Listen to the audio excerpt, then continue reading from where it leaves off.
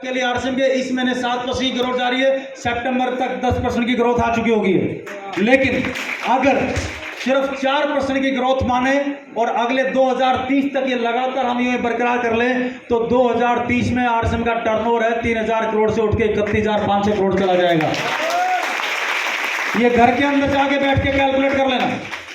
जबकि ये तो मिनिमम है, आरसीएम की ग्रोथ अभी 5 और 6% की एवरेज पे चल रही है। अगर 5% की, अब आपको आरसीएम से आगे निकलना है तो अपनी ग्रोथ आप 10% करो, 20% करो, राइट? ज्यादा हो मीटिंग बढ़ा दो। 5% की ग्रोथ करेंगे तो 56,000 करोड़ और सरकार बोल रही है अगले 5 साल में 50,000 करोड़ 40,000 करोड़ देश का टर्नओवर होगा। यानी कि अगले 5 साल में आरसीएम की हिस्सेदारी 30, 40, 50, 60, 70% से बढ़ के, मतलब पूरे देश की जो इंडस्ट्री है उसमें 60-70% का कब्जा आरसीएम का हो चुका होगा। इस दिशा के अंदर ये पूरे के पूरे मामले सेट हो रहे हैं। इसलिए अपने अपने गोल्स बनाओ और ध्यान रखना जीवन में, इस महीने 10 मीटिंग की है, जो भी आपका गोल है 20 मीटिंग कर दो, आप टारगेट को बीट करके आगे निकल जाओगे। तो लाइफ का रूल क्या बनता है? Never meet the target, always try to beat the target. क्योंकि चाहे जेवेलिन थ्रो वाला, वो अपना इंडिया का चैंपियन कौन है? नीरज चोपड़ा। आप देखो ओलंपिक जीतने के बाद भी डेली उसके फोटो आते हैं, प्रैक्टिस करते हुए, प्लान दिखाते हुए, प्रैक्टिस करते, और हर साल एक इंच आगे आगे बढ़ता जा रहा है और नए रिकॉर्ड बनाने के लिए। हम क्या करते हैं? रॉयल्टी आते ही बस अब तो हम आरसीएम का दामाद हो गया है, अब हम तो कुछ भी करने की जरूरत नहीं। हम कौन? तोरा अपलाइन नमस्ते कर, बातारी पकड़ में, क्योंकि उनका हाजमा ठीक नहीं हुआ। ऊपर वाला हमें उतना ही देगा जितना हाजमा है। ये नेचर है, ये ब्रह्मांड का नियम है। जो अगर हम बिजनेसमैनों की औलाद होते, अरे मेरे मुंह में मत डाल यार, ये सुन ले, अरे बंद कर ले इसको, ये बेचारा घिस घिस के फट जाएगा। कांड कुछ ऐसा करो दुनिया की रिकॉर्डिंग आपको ना करनी पड़े, कांड कुछ ऐसा करो एक दिन दुनिया आपकी रिकॉर्ड करे। इसलिए रिकॉर्ड करने की बजाय किसी कंसेप्ट को हजम करने की कोशिश करो, वो आपको ज़्यादा लगेगा। रिकॉर्डिंग किसी काम नहीं आएगी आपको, यहाँ बैठे बैठे फुल हो जाएगी और बाहर निकलने से पहले डिलीट करना पड़ेगा, है ना जी? चलिए खैर कोई बात नहीं। इसलिए आपका शेड्यूल होना जरूरी है।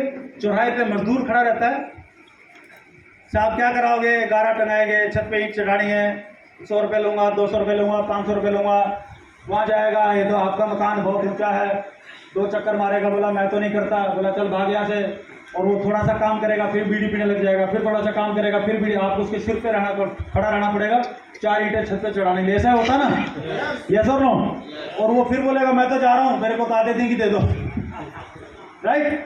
तो उसका कोई लेना देना नहीं है। जो बिजनेसमैन है उसका शेड्यूल होता है, कितने बजे उठना, कितने बजे सोना, क्या क्या प्लान दिखाना है, राइट? 8 घंटे क्या करना, 8 घंटे क्या करना है, ये सारी चीजें। तो जिसको बड़ा बनना है और रोजाना जो है अपना गोल जो है वो, मैं यहाँ पर एक नियम बताता हूँ, है घोषित नियम, मेरे भीतर का, मेरी पत्नी को भी नहीं मालूम था, मेरी टीम किसी को भी नहीं मालूम था पूरे आसपास। मेरा नियम था कि अगर मैं जिस दिन होम मीटिंग नहीं करूंगा 10-20 लोगों की, किसी छत पे जाके, किसी पेड़ के नीचे बैठ के, किसी घर में, जहां पर भी, जिस दिन मैं होम मीटिंग नहीं करूंगा उस दिन मैं रात का खाना खाता नहीं था। सवेरे 9 से लेके शाम के 6 बजे तक अपना कंप्यूटर का कारोबार संभालता हूँ।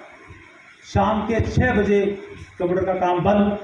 अब कोई फोन आता था कंप्यूटर वालों का, मैं बोलता था भाई साहब कल सवेरे बात करूंगा, बात पकड़ में आ रही है? और रात के 12 बजे तक RCM 1 meeting, 2 meeting, 3 meeting, home meeting है। और 12 बजे आके सो जाता था घर में, पत्नी को भी नहीं जगाता था। पूछो क्यों? 8 घंटे चैन से सोना उसका भी अधिकार है। तो मैं उसको बोलता था कि चाबी एक और दे दे, चुपचाप आऊंगा, 2 रोटी बना के रख देना, इच्छा हुई तो खाऊंगा, तेरे को उठने की जरूरत नहीं है। नहीं तो हमें से आधे मुछड़ क्या करेंगे, आया गरम रोटी लगा। आधी लेडीज को बीमार होती है क्योंकि 1 घंटा सोई फिर जगी, 1 घंटा सोई फिर जगी, 1 घंटा सोई फिर जगी, 1 घंटा सोई, टुकड़े टुकड़े टुकड़े टुकड़े टुकड़े टुकड़े, उसके कभी पूरी नींद होती नहीं है। जब पूरी नींद नहीं होगी तो चिड़चिड़ी फिड़चिड़ी, ये वो दुनिया भर के लफड़े, राइट? और वो उसको चाहिए, मुछड़ को चाहिए सेटिस्फैक्शन।